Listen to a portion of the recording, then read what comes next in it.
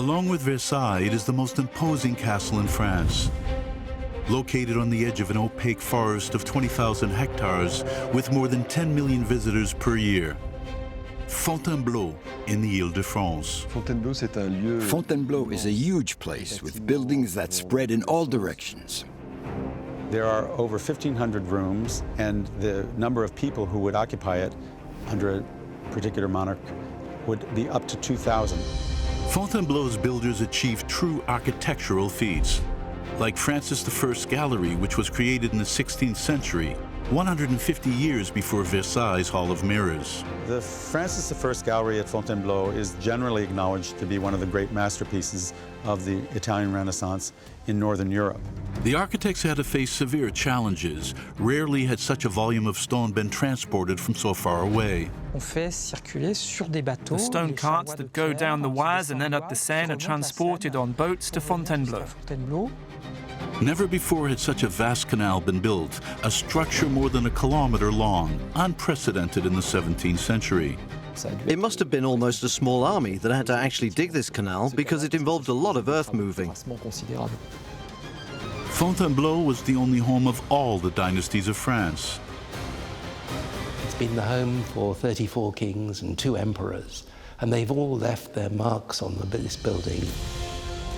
From the 12th to the 19th centuries, Francis I, Henri IV, the Sun King, and even Napoleon, all of them have contributed to making Fontainebleau a sprawling complex. Construction, destruction, earthwork, and underground work, they were ready to do anything to express the greatness of the crown through the stone of Fontainebleau. It's a venture that nowadays seems quite incredible, knowing that all that time they didn't have the sophisticated means that we have today. Lasting 8 centuries, this is the fantastic odyssey of the longest construction project in France, during which the true residence of the kings was shaped.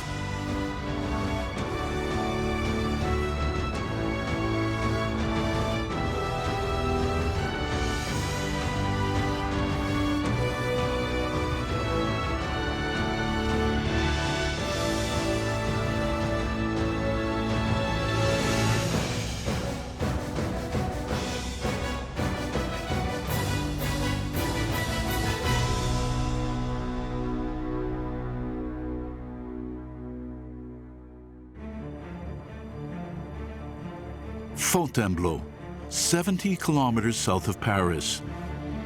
An extraordinary castle stands on the edge of a huge wooded massif. An eclectic estate of 46,500 square meters, 10 times larger than Notre Dame Cathedral in Paris. It is embellished with 130 hectares of parks and gardens. A superstructure composed of 1,536 rooms, 4 courtyards, 3 huge galleries, 2 chapels, and a theater. It was not the work of a single man, but a multitude of kings who built for more than 8 centuries. It's a project that is continually taken up by all the rulers. Each sovereign will want to leave his mark here at Fontainebleau, whether in the castle or here in the gardens. But how did this royal megastructure come into being? What incredible techniques were deployed by its builders to radiate the power of the crown?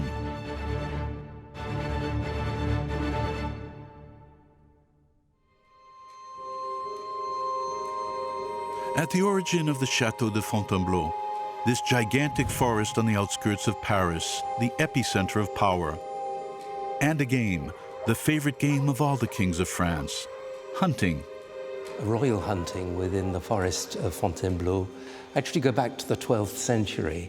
But I suspect that as long as there was a forest belonging to the kings of France, then there was hunting. For the kings of France, hunting is really what sets them apart from the rest of the world. It's also a way of practicing, since in the end it prepares them for war. It's a very physical activity. An activity to express your skill and especially your power, on a unique site in France, privileged, protected from noxious smells and plagues. Over the centuries, it was considered that the fact that Fontainebleau was surrounded by the forest at a certain distance from Paris, the air quality was better than in the capital. And it is true that in the Middle Ages, when the Great Plague of the 14th century broke out, the court took refuge in Fontainebleau, and it must be acknowledged that it survived without damage. Clean air that they thrived in, and the presence of clean water also in abundance. Not very common at the time. Water that would be at the heart of everything. Fontainebleau is an extraordinary place, which, like all extraordinary places, takes its name from a legend. Legend has it that a dog in the Middle Ages got lost during a royal hunt, and he discovered a fountain. The fountain gave name to the dog, and the dog's name was Biot, so the fountain was called Fontainebleau, beautiful water fountain, Fontainebleau, and so it became known as the Château de Fontainebleau. The story of the lost dog might be legendary, but the fountain is still present in Fontainebleau.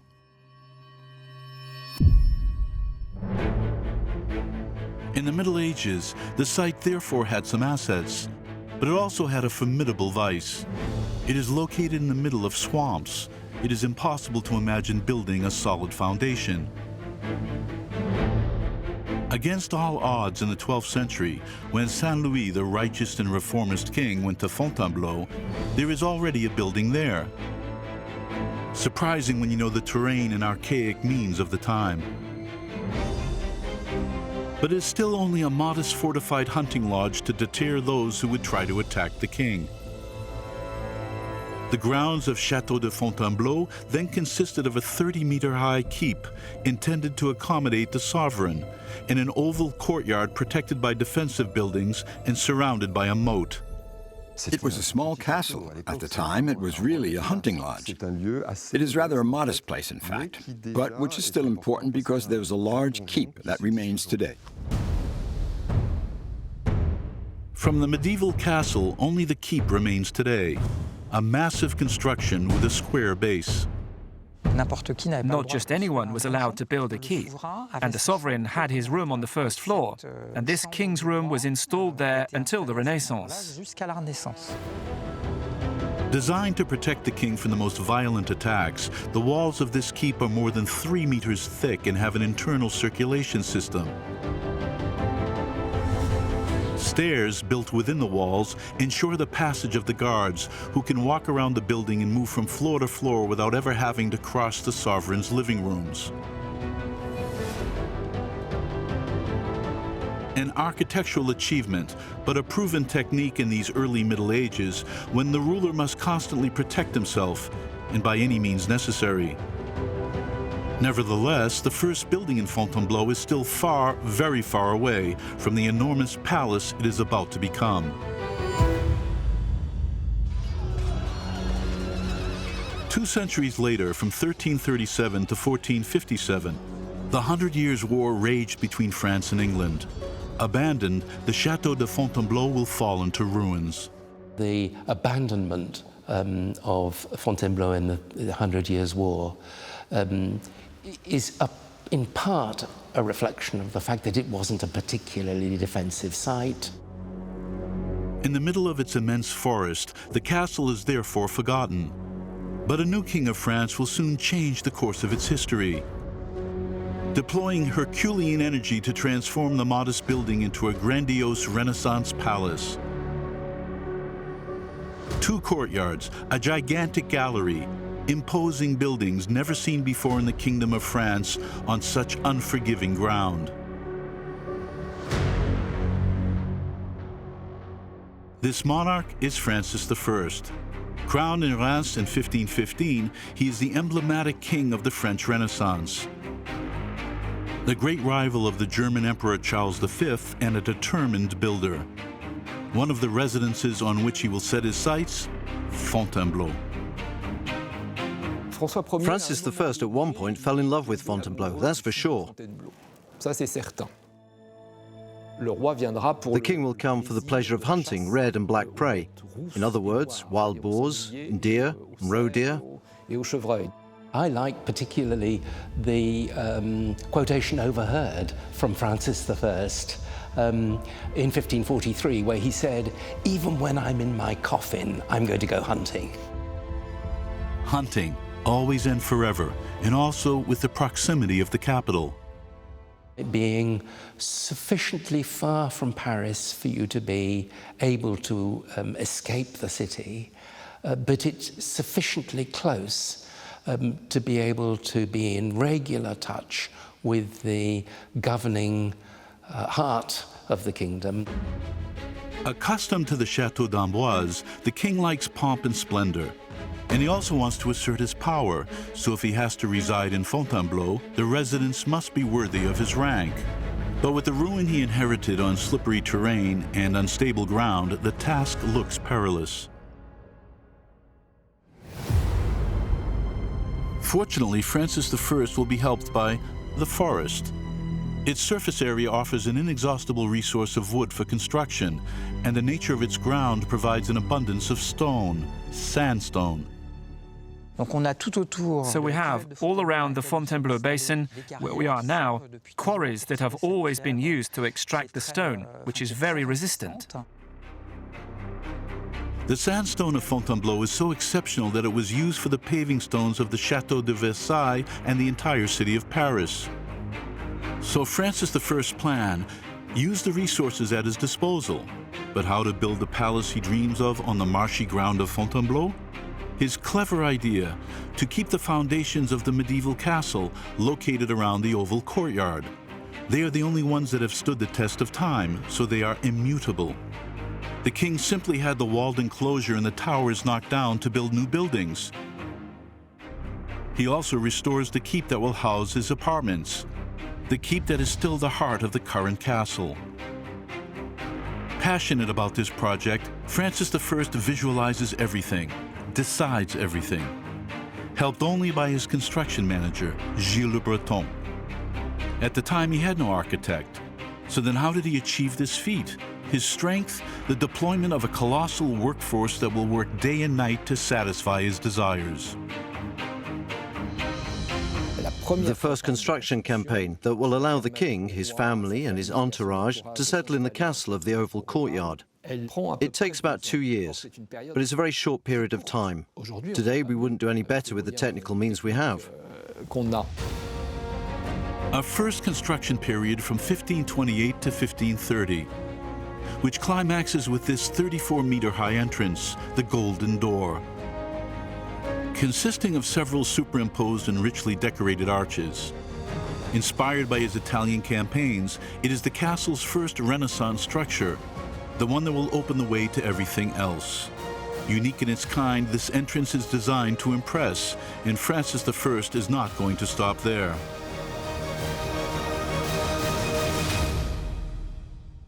A few years before the king's return to Fontainebleau, the Emperor Charles V humiliated Francis I by holding him captive in Madrid for over a year, and the French sovereign has never forgotten. The captivity of Francis was a catastrophe, a disaster of the first proportion. Francis I's captivity in Spain marked him forever.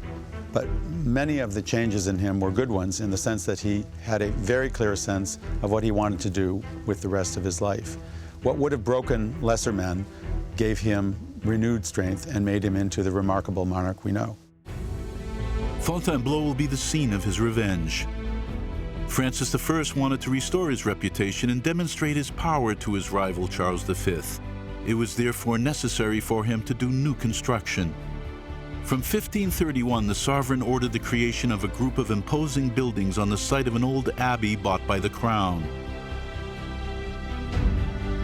4 new wings arranged around a closed rectangular courtyard were built and tripled the surface area of Fontainebleau. It then became the largest castle in France, ahead of Chambord.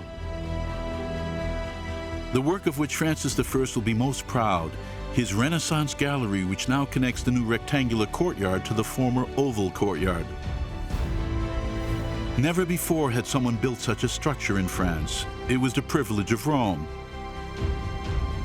Its immense covered walkway, 60 meters long, had to surpass all that existed at the time. It became the largest of all the kingdoms in Europe, the most sumptuous too. The gallery has a double function. Practical, so to get from one place to another or wander around, and symbolic, by demonstrating the richness or culture of the person who has built it. A luxurious and colossal corridor created 1.5 centuries before Versailles' Hall of Mirrors. Francis I kept the key around his neck and reserved it for his distinguished guests. No one should ignore that it's his creation. Throughout, he puts his initial F and his emblem, the salamander, on it. The salamander expresses immortality. It's an animal, a reptile, that is supposed to be able to withstand fire, that is supposed to rise from the flames. For the king, it is to symbolize his durability, his permanence, his immortality. To decorate his gallery in his castle, Francis I stopped at nothing. He brought the greatest artists of the time from Italy. Patronage was his way of asserting his supremacy. Fontainebleau was then likened to a new Rome. The King of France is the most powerful, richest and generous sovereign with artists throughout Europe. The France of the time is New York, in a way. Francis I enjoyed such popularity among artists that Leonardo da Vinci himself bequeathed him his precious Mona Lisa. The Mona Lisa, which adorned the walls of the private apartments of the monarchs in Fontainebleau until 1666. Beyond the arts in stone, Francis I is always thinking bigger. He wants to reshape the land, to control the hostile nature that surrounds him. But just how to tame marshy, wild lands crossed by a stream? The sovereign is stubborn. He finally found a solution. By diverting and draining the stagnant water into a network of small, tight canals, he was able to create a large 8-hectare Renaissance garden and design an even set of 12 rectangular islets. At the cost of methodical work, Francis I's workers succeeded in taming the water, which was previously only a hostile force. A piece of land that is at first sight poor will turn out to be something quite exceptional and very interesting to develop. Satisfied with his achievements, in 1539, Francis I considered that the time had come to invite his great rival to Fontainebleau, Charles V, an opponent with whom he had been contending for too long. The German emperor has to cross France to reach Flanders, where there is an insurrectional climate, but he doesn't want to linger in Fontainebleau. François I thinks otherwise. He wants to dazzle him, impress him. Francis I, with perhaps a little strategy in his mind, he organized a whole sequence of huge festivities. A demonstration of power that Charles V is forced to attend. In turn, he was at the mercy of his enemy. Francis I gloats. Thanks to his Renaissance castle, which he will develop until his death in 1547, he is able to snuff out his rival and assert his omnipotence to the world. His successors will never stop preserving his legacy.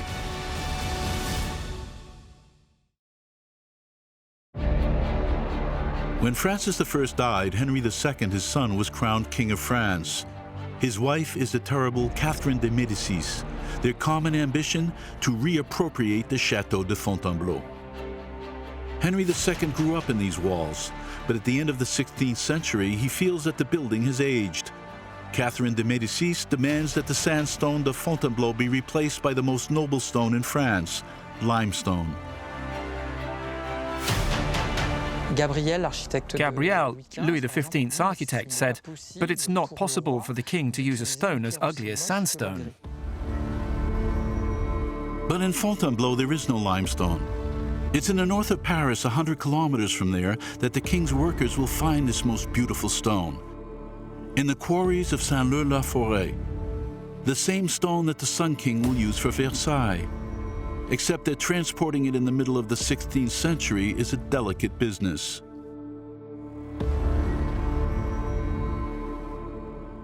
On fait circuler sur des bateaux les charrois de The stone carts that go down the Oise and then up the Seine are transported on boats to Fontainebleau. pour venir jusqu'à Fontainebleau. So the presence of the Seine next to the castle is like a highway. The limestone will have to conceal the sandstone. La façade de la galerie François The I facade of Francis I's gallery was covered by these stones, these golden stones. And here we can see in the doorway what remains of the sandstones from Francis I's time. François I. Sandstone is a relatively rough stone, so they will use a softer limestone, easier to cut, easier to work with, and from which they can more easily have impeccable joints. This transition from sandstone to limestone explains the differences in the tones of the facades, characteristic of the Château de Fontainebleau. But this wasn't enough for Henri II and Catherine de Médicis. A masterpiece is missing from their castle, a huge reception room for their distinguished guests. The king orders its construction in one of the wings of the oval courtyard, in an unexpected place where Francis I had planned to build a covered terrace. On pense que le projet initial We think that the initial project of this room was a simple loggia, with openings to the outside and large vaults whose profile we still have above the chimney. au-dessus de la cheminée. Originally, pillars were designed to support one monumental vault. To destroy them would be heresy. Henri II decided to keep the impressive masonry. Instead of the vaults, he had an extremely ingenious coffered ceiling built. Thousands of metal rods are suspended from the framework that rests on these pillars, holding a huge wooden grid. It is on this suspended structure that the decorative coffers will be glued. Le plafond est The ceiling is very spectacular and seems very massive because the reliefs are very important. This ceiling is only a decoration. It's suspended by important metal structures from the frame which itself supports the roofing. La couverture. Reception room, limestone facades. Under the reign of Henri II, Château de Fontainebleau became more noble, but it was under the aegis of one of his successors that it became sprawling.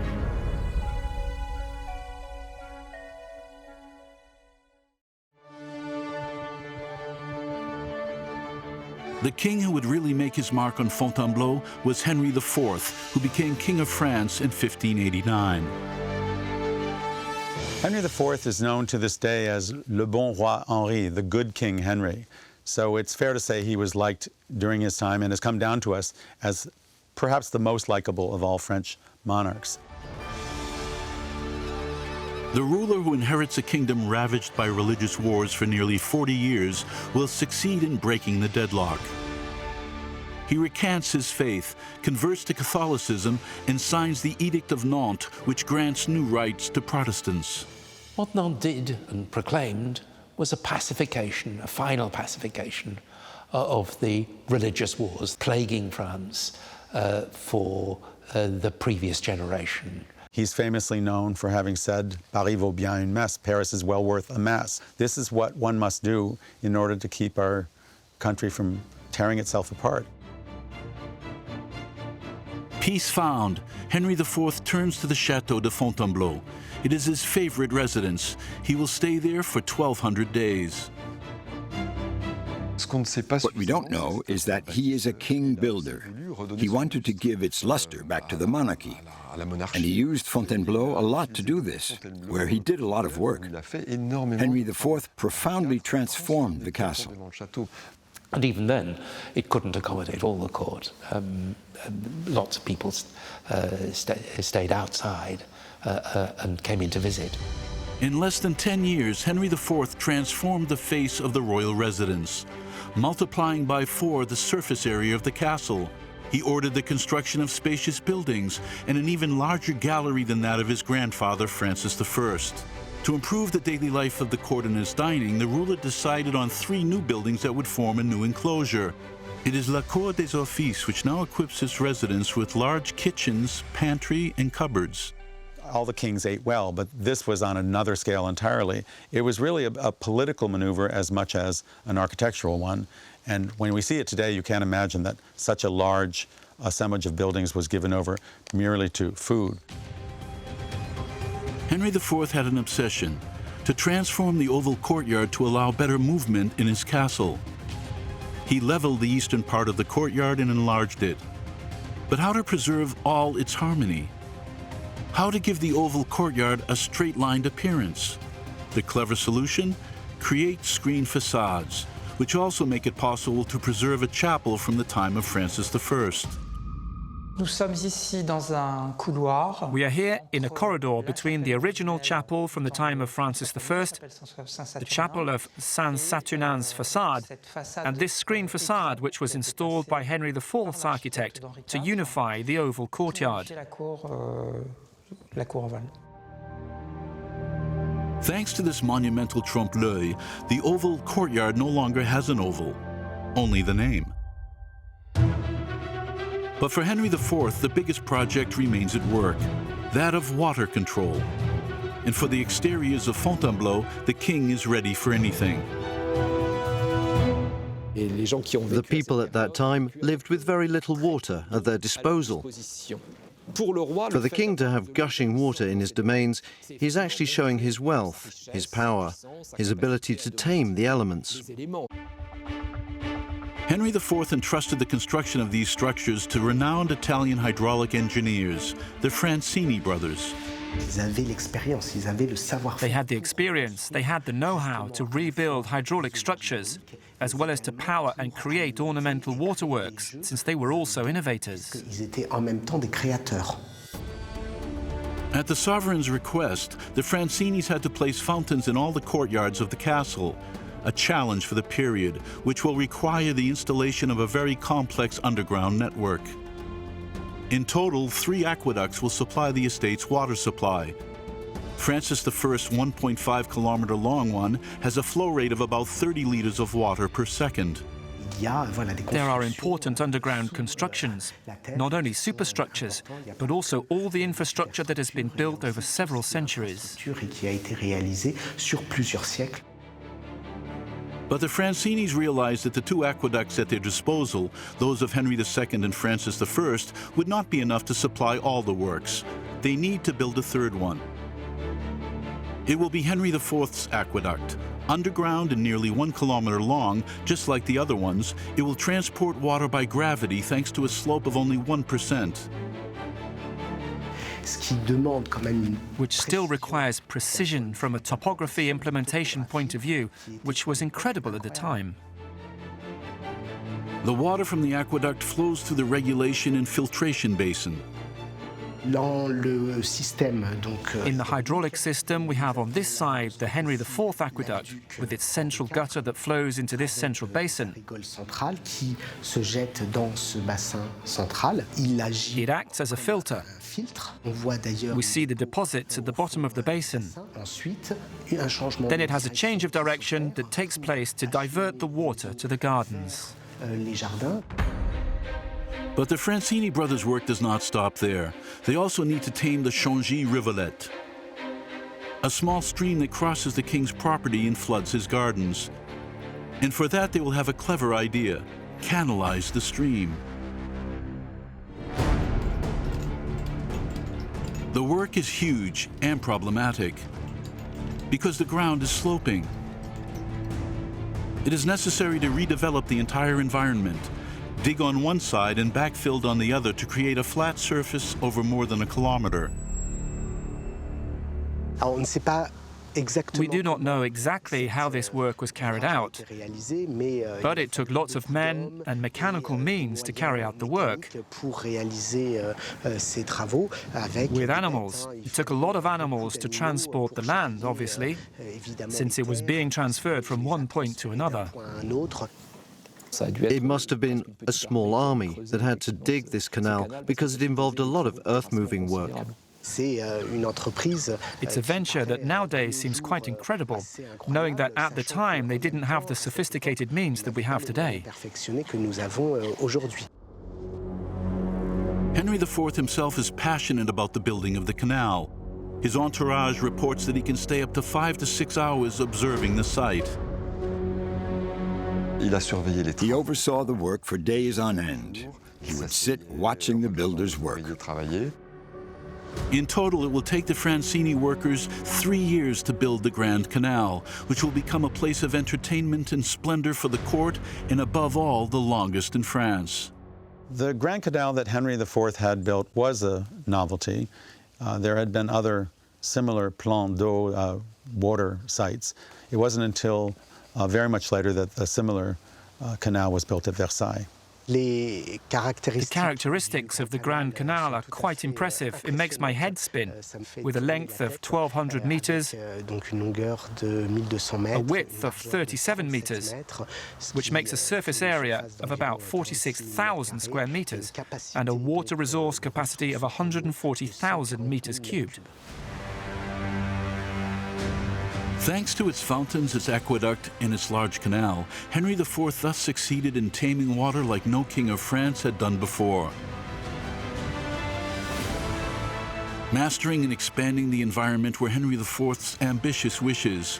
With more than 50,000 square meters of surface area, almost as much as the Palace of Versailles 100 years later, Fontainebleau was at that time the megastructure of the great century.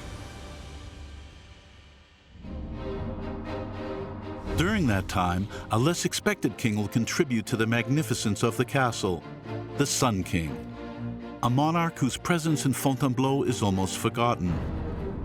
Contrary to what is often said, Louis XIV was very present at Fontainebleau. It is a little surprising, in fact, because we know that the court, at the request of the king, settled in Versailles. And it simply isn't the case that Versailles was his only residence. According to the experts, the Sun King is even the king who spent the most time in Fontainebleau. It was there that he signed an historic act, the revocation of the Edict of Nantes in 1685, a decision that once again banned Protestantism in the kingdom. It was also there that he found refuge during the construction of Versailles. It becomes a residence that allows the whole court to get out of Versailles. In Fontainebleau, Louis XIV found a residence worthy of his court. The accommodation is grandiose, the communal rooms functional and comfortable. However, the Sun King lacks a large French-style garden. In 1660, he entrusted landscape architect André Le Nôtre with the creation of the Grand Parterre. The king's gardener inherits a difficult task. He was an experienced gardener who had already started to work to create the perspectives of Versailles, who created the perspectives of Vaux-le-Vicomte. His goal will be to unify all these series of gardens that have been created by Francis I and Henry IV, and that was a new garden. So how can you create a French formal garden from a closed space surrounded by walls? They'll open it, they'll make the walls disappear, they'll connect the garden to its environment.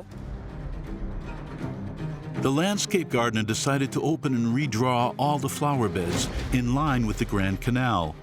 A brilliant idea that creates a spectacular perspective.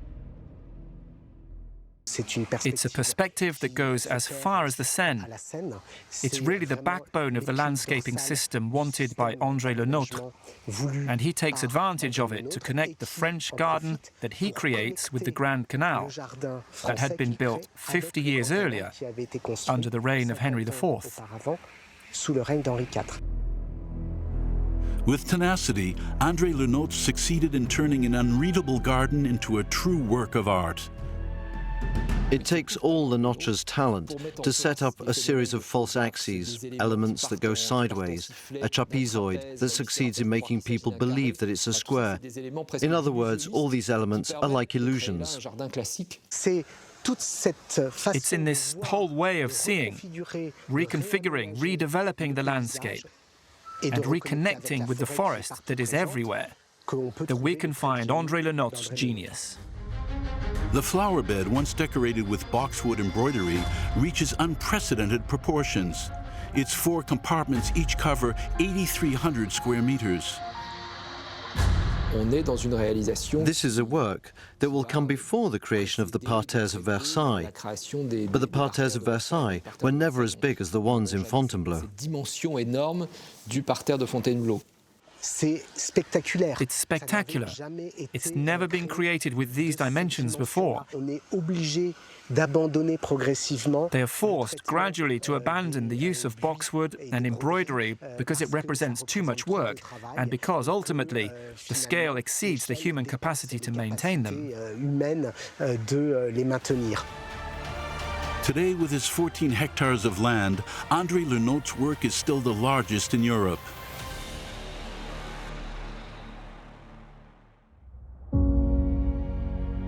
Thanks to his French formal gardens, his trademark, Louis XIV left a strong mark on Fontainebleau, even if he does not touch the buildings of what he considers to be a family house.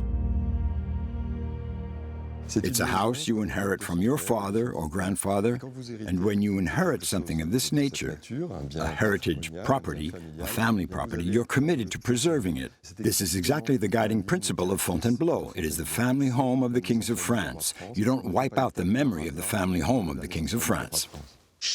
Each generation has written its history by reusing the legacy of past generations. And this is what makes Fontainebleau so powerful and so interesting. The Sun King makes great use of what his ancestors left him.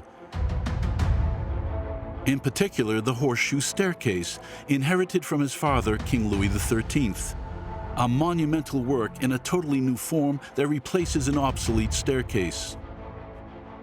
The staircase, which was built in the 1630s, is much larger and more impressive than the first staircase. I think there is a functional reason for this demolition. It's that they wanted to allow vehicles, that is to say carriages, to be able to reach the foot of the stairs. Thanks to its height and new shape, the carriages can now deposit the royals directly at the foot of the double flight of steps before turning around under the arches. Therefore, a more ingenious staircase, and in particular twice as big as the previous one. An exceptional footprint, 21 meters long and 21 meters wide. It could almost have been housed inside the current staircase. There is quite a significant difference in proportions between the two. The horseshoe staircase will allow the Sun King to stage his entries and exits from Fontainebleau in a theatrical way.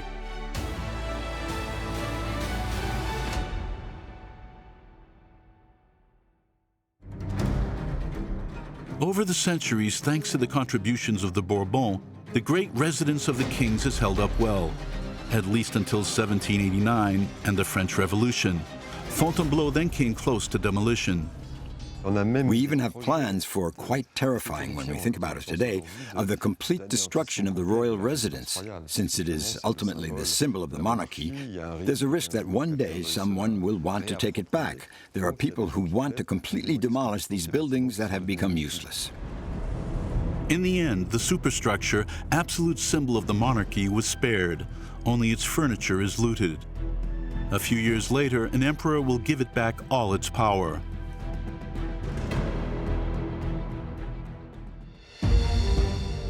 When Napoleon I seized power in 1804, he reinvested in the Château of Fontainebleau with one clear goal in mind: to simply place himself in the line of kings of the ancient regime, without attracting the wrath of the people.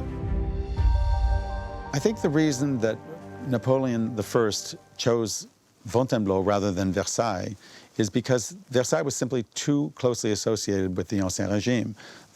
Before the Revolution, Versailles was the enemy personified in bricks and mortar and marble.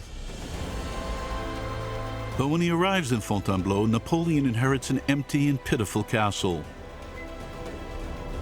He then relies on his official architects, Charles Percier and Pierre Fontaine, also the architects of the Rue de Rivoli in Paris, to revive the building. Napoleon is very important in the history of the castle, because not only does he have it refurbished, but it can be said to have saved it.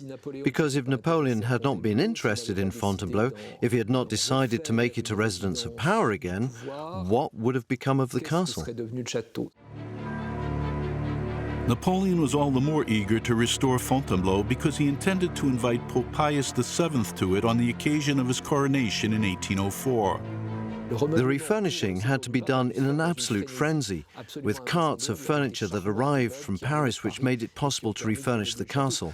This tour de force, a real miracle, was achieved by reinstalling, recreating apartments in this house, taking furniture from the cabinet makers who ordered them and recreating sublime apartments in record time. 19 days, they say at the time, to welcome the Pope. But Napoleon did not stop there. If Fontainebleau is to embody the empire, it must be sealed with his seal. In 1808, he ordered the creation of his throne room in place of the king's room. Under the Empire, Napoleon didn't want to reuse the room of his predecessors. He wanted to show that there was a definitive change, which was the change the Revolution brought, so it was no longer a question of reusing the royal ceremonial. The bed is removed, but symbolically the throne is installed in its place, which is to say, the very symbol of his own power. Fontainebleau is not a summer residence. It is not a second residence. It is a place where he will be able to exercise the fullness of power. The presence of the throne room is what that implies. During his reign, Napoleon I welcomed all the crowned heads of Europe to this room. Today it is the only one in France preserved in its historical state and with its original furniture.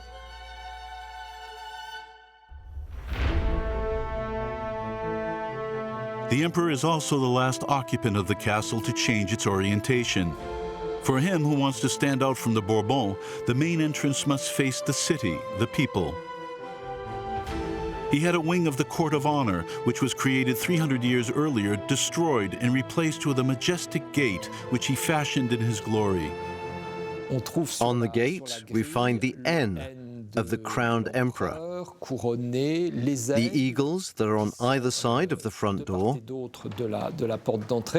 And then there is Jupiter's lightning also, Napoleon effectively assimilating Jupiter's power. But the glory and power displayed at the entrance of the palace will not be enough to protect the emperor from his setbacks during the campaigns of Russia and Central Europe. Fontainebleau is the last refuge of Napoleon in a France completely besieged and invaded by foreign troops. Forced to abdicate, it was at Fontainebleau that Napoleon bid farewell to France before leaving for the island of Elba on April 20th, 1814. The troops are in line, waiting for the emperor. The emperor arrives with his hat in his hand, puts on his hat, kisses the flag, and addresses his old guard in extremely moving terms. Goodbye, my children. I would like to press you all to my heart, that I at least kiss your flag.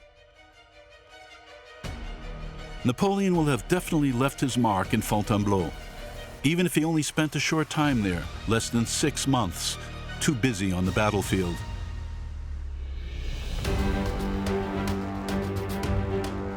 But a few decades later, Napoleon III, who was crowned emperor in 1852 after his coup d'etat, would continue his uncle's work. He resides mainly in Paris at the Palais des Tuileries. However, he could not abandon Fontainebleau. The castle is part of his heritage. I think in his mind, it was important to strengthen the dynastic associations that he had with his uncle, because Napoleon I was closely associated with the Château of Fontainebleau, and Napoleon III wanted that association to be preeminent in the public mind.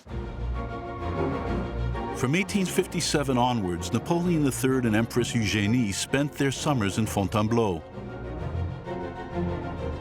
The castle is prestigious, enough to receive the Parisian court, but not only. Like all the rulers, Napoleon III used the castle of Fontainebleau as a tool of his diplomacy. He received in this residence many crowned heads from all over the world. A problem. Fontainebleau lacks a theater. However, for the emperor, who will order the construction of Opéra Garnier, it is not a luxury but a strategic piece of his diplomacy.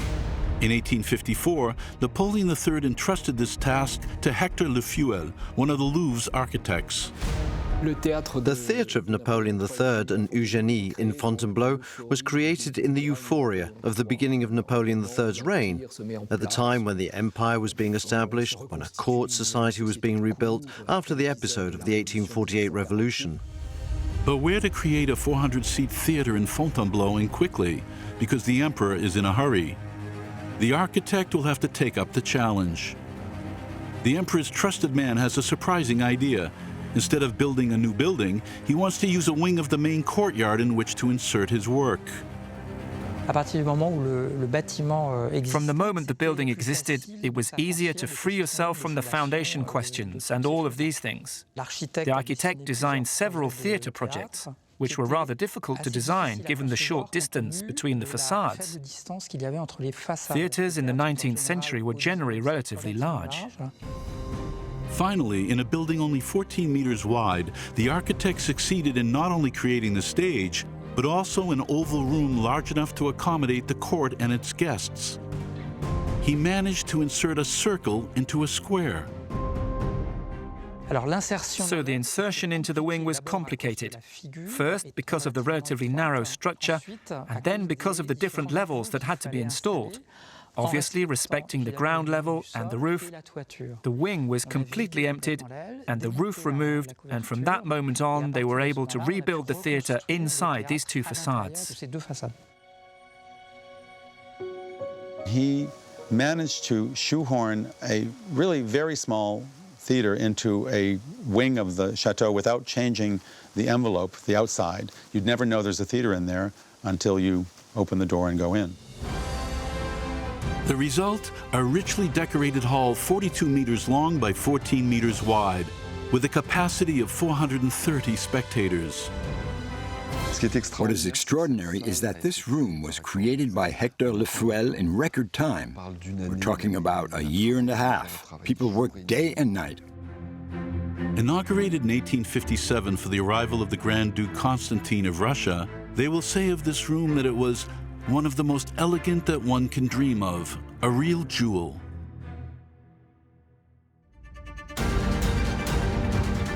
Over time, the small hunting lodge in Fontainebleau has been transformed into a sprawling palace with gigantic galleries, 4 courtyards, an impressive canal, the largest parterre in Europe, and a private theater. The castle housed all the crowned heads of France. From Saint Louis to the Bonapartes, it has established itself as an instrument of royal and imperial power. Napoleon I renamed it the true residence of the kings, the house of the centuries.